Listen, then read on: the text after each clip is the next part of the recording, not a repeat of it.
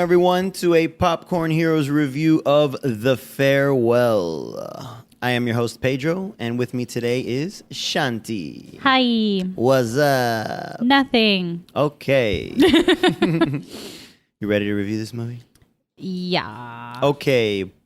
But before I start, let me give you a quick summary of what the movie is. So this is a dramedy, and it's based on a true story, and it's about pretty much this family in China, and the grandma gets diagnosed with Cancer. Terminal lung cancer. Yeah. And the rest of the family doesn't want to tell her because so first it was mostly based in China, but the family, part of them are in America, the other part is in China. Some part is in Japan and stuff, right? So the family is Were spread they in out. Japan? Yeah. Yeah, that's true because he was marrying a Japanese. It was the uncles in Japan. Her cousin. Right. Yeah. So the whole family is pretty much spread out, and they decide to keep it a secret. But in order to see her, because she's terminal, and I guess they gave her only a few months to live, they decide to pretty much make this fake wedding so that everyone can just come together to see her, and she could feel a part of it and everything. And it really is just funny and sad at the same time that it's, I don't know, it blended it very well. So that's pretty much the gist of it. Let's get right to the review. 1 out of 5. What do you give it, Shanti? I'll give it a 4. I liked it a lot. Mm-hmm. I mean, nothing really is a 5, I guess, if you really think about it. But I mean, there are 5. I guess there are 5s, yeah. But would I say it's 5? I mean, it's you can give it a 4.5. If you really, I can give it a 4.5. I guess it's like 4.5. I mean, it's the only reason I say I guess it's 4 or 4.5 is only because like it wasn't like the funniest thing in the world, but it's also like not. It does have funny parts. It does have things that are relatable and things like that with like old school family and Definitely. like dealing with that kind of thing that you have to deal with every time you visit, like going back to your family, going back to your roots, going back to like being around old school family members too, and it's things that everybody relates to no matter what culture you're from. So I think that they kept, even though it is obviously referencing Chinese culture, a lot of those nuances are very common in every culture. Pretty much. Family. Yeah. So especially old school. Yeah. Yeah. So I feel like it's still relatable. I feel like some people maybe wouldn't go see it because, it's, unless you're not like Asian or Chinese, you wouldn't understand. But I don't think that's the case. Definitely not. There were a lot of people in our theater, especially a lot of Latinos, that they all were like, oh yeah. Yeah. We get that. So, but I still very much enjoyed it. To me, it hit slightly personal because I'm like in my personal life, I'm dealing with not like it's similar in the sense of that, like, my grandmother and everything, she has like dementia and it's hard, and I mean, she doesn't have cancer or anything. It's not like she's dying, but she's not getting any younger. Right. And we've had a few scares already. And are we in spoilers yet or not? No spoilers. Oh, no spoilers yet. Sorry. This is just what you thought now. Yeah, this is just kind of. It was definitely. Let's see. I cried maybe 2 times in the movie. So yeah, but I really enjoyed it. Definitely worth watching. So definitely good little like indie movie. Yeah. I would honestly say I give it a 4.5 out of 5. I really, really enjoyed this movie, and it's one of the best movies of the year, definitely. I always love these indies and movies that come out of nowhere, because I heard about this movie maybe like a week or 2 before we ended up watching it, and I was like, hell yeah, this is good. The writing was great, just the dialogue was so witty, and it was just very, I don't know, natural. Like just the chemistry between the family, it really did feel like those awkward family get-togethers, the old school mentality versus the new. There was even a lot of the older people making fun of the new people for not knowing the language and all that. And it's just I seen all of this before, and it just hit. It just felt so natural, so like true, you know. Because I've seen a lot of dialogue. It's just like, oh, this is fakey. This feels like right out of like you've been watching movies, and no, this felt like. You actually sat genuine. It felt like you sat in the middle of an awkward get together and you just wrote everything down and you're like, yeah. And I don't know, there's just something about the music too. It just hit where it was like, yep, this. It was so strange. The music, but it was like it set the tone for Dread in a way. Yeah, it was definitely a weird choice of music, but it kind of made sense. So it was very down. Like something funny will happen and everyone goes, haha. Oh, back to sad, and then the music just boom, and you're like, oh yeah, this is a sad movie. yeah. But I thought I did a very good job of blending the comedy and the drama. You know, I think this was like one of the best like dramedies I've seen easily. I was actually very surprised at how well Awkwafina acted. Yeah, because I've only seen her in roles where she essentially plays herself. Yeah, you know, Crazy Rich Asians, the Ocean's movie. And there's something else I saw her in too. And I was just kind of like, yeah, whatever. So when I saw her in this, I'm like, we'll see. But in this one, she wasn't. I mean, yeah, there were a few funny parts here and there, but she did a good job. But it wasn't a comedy. Yeah. I thought she did great. And I was like, you know what? If she does more of these like indie dramas, I can easily see her making a career out of this. Yeah. Yeah. Yeah, there were a lot of characters, the family members I loved. And I mean, I'll just get into the spoilers for that later. But yeah, overall, I highly recommend this movie. And we'll get right into spoilers here. So if you're going to watch it, stop now and come back later. Stop it. Stop. All right, spoiler time. So, yeah. I was actually very surprised. The whole time I'm thinking, shit, this is going to be a real sad ending. Mm-hmm. And I was very surprised to see that at the end, she's still alive. She lived another like 6 years. I was like, oh my God. I mean, 6 years and still going. Wait, did she's still alive? She's still alive. Oh, shit. Yeah. Jesus. So I thought she died after 6 years. No, it says she survived 6 years and still going.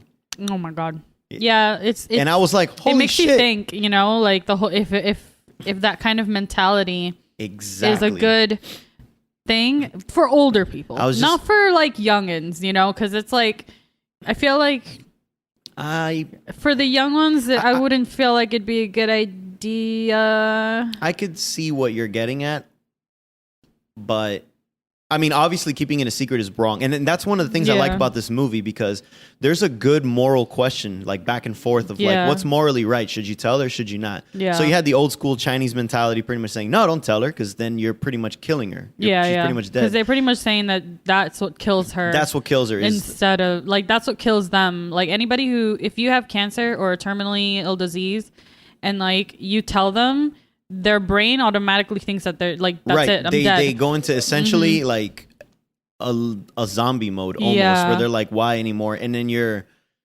it's been proven that if you're in a depressed, your health goes to shit, your immune system goes to shit. So I mean, it makes sense. So on one hand, you're like, oh yeah, you should totally tell her. But then you hear this chick's been alive. She got 3 months and it was 6 years and she's still kicking. So you're like, was the family right in a weird way? Yeah. So I found myself thinking that at the end of the movie. I remember you and me talked about it on the way to the car. We were like, wow, in the long run, it like the willpower it's amazing. Yeah. It really does help you out. So I thought that was a really interesting thing at the end, because I was expecting to be bawling my eyes out at the end, and I was kind of like, oh. I guess that's like a case by case basis. For sure. Like, but I don't know how I feel about it, especially because like me being multicultural,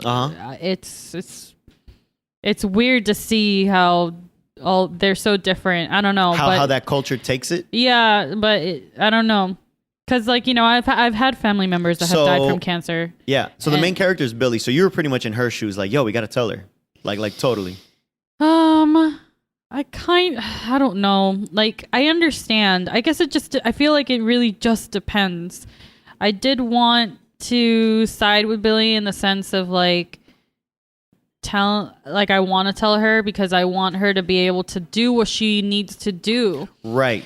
you know, if she has any last That was a good argument. things Yeah. that she has to do or whatever. But then the family was going to take care of everything. Yeah. But to me, it was more not about that, not about taking care of like, you know, business or anything, but more like, what if she wanted to travel or Right. what if she wanted to do something? I would want to know that.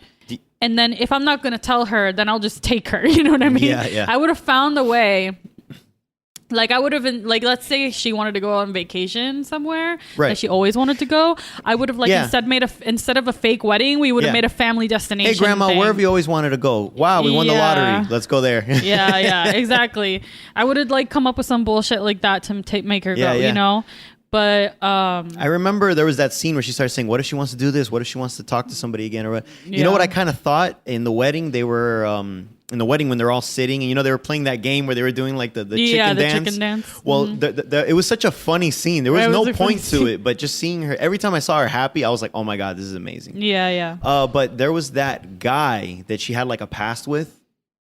She had like history with, like, I guess he was trying to date her or something like that. There's an older gentleman there. And I thought for sure Billy's going to tell her. Oh, yeah. And then she's going to go up to the old guy and kind of like something that never happened. I thought it was going to go that route. Mm-hmm. I mean, it doesn't matter if it did or didn't, but I just thought, I was like, oh yeah, this is what's going to happen. Yeah. But I was way off. Well, I don't know where morally where I stand in it. I mean, I would really have to think about it, but I mean, it's a perfect morally gray area. Yeah. But I don't even know where I would side with it. I don't know where I would side either. So. But I still enjoyed watching it. And then I think the crazy thing too is that there, you know, what made her like kind of be in shock too in the whole movie is when they're like, oh, well, she did it. She did the same thing. She hid it from her grandfather. Ah, you're right from her about husband, because her grandfather had died from cancer as well. And they were just like, oh, well, your grandmother did the same thing, so we should do the same thing for her. Mm-hmm. So that's what she would want. That's what she would want, yeah. And then she was like, well, shit. She was like, well, shit, I didn't know they did that also for my grandfather. You're probably right. That probably is the reason why she was like, damn, I really do need to keep my mouth shut. Yeah. Even though there were a few moments where she would try. But when it comes, that part, so there's this part in the movie, it definitely was the first thing that made me like cry. Uh-huh.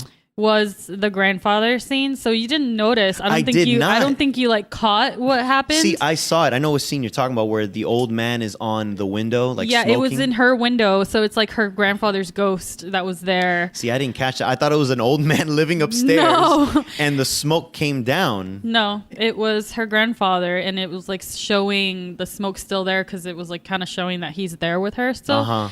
That ruined me. Oh yeah. Like that made me cry because I was really close to my grandfather, Right. who is also the same the husband of the grandmother that I'm, you know, dealing with that has dementia. And I've had dreams with him. Right. So seeing that, I don't know, it made me like feel super, like even now just thinking about it, it just gets me like my heart clenches a little bit, like thinking about it. Cause I know I was young when he died. Right. Not as young as she was, from what I understand in the movie, but it hurt her so bad. I was like 11 or 12 when my grandfather died, and I saw him, you know, dead, like in the kitchen and everything. So it was just like really hard. So seeing her go through that and seeing how her hardship was from losing her grandfather, her having those memories, her wishing that she had more with him and stuff like that, and seeing that scene made me definitely cry. And then the second part where I definitely cried as well was when she's leaving in the car. Oh man. And she's watching in the rearview mirror her grandmother say goodbye and crying. Oh my fucking God. I lost my goddamn shit. I was like trying really hard to not like bawl or anything. But Right. that was like Yeah, one of the worst. Yeah. It's just like, like Yeah. I couldn't help it. I had to cry because it like that. Yeah, it was a little too close to home. It was way too close to home. Every time I go to see my grandmother and I have to leave. Yeah. And I don't get to see her often, you know, because we don't live in the same place. So it's just like, it just definitely fucked me up seeing that. Yeah. Wishing you could do more. Like when she was like, that's the other thing too. She was offering to stay in China. She's like, I'll leave everything. And I remember you doing the same. And I was literally doing the same. I will leave my job. I will leave everything and I will go and help, take care of my grandma until the time comes. You know what I mean? Like right. I'll help. I'll find a part-time. I'll figure it out. Cause to me, she was more important. You know what I mean? But, sometimes things that happen in life just like get in the way and just don't let these things happen. You just kind of have to keep growing and moving on no matter how bad you want to stop everything and just be there for this person. But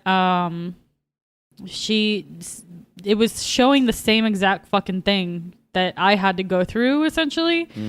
So that's why it was like it hit so close to home for me. I as I'm watching it, I'm like, oh shit. And I kept looking over to you and I'm like, oh man. I mean, it was hitting me, so I can only imagine it was hitting you. So yeah.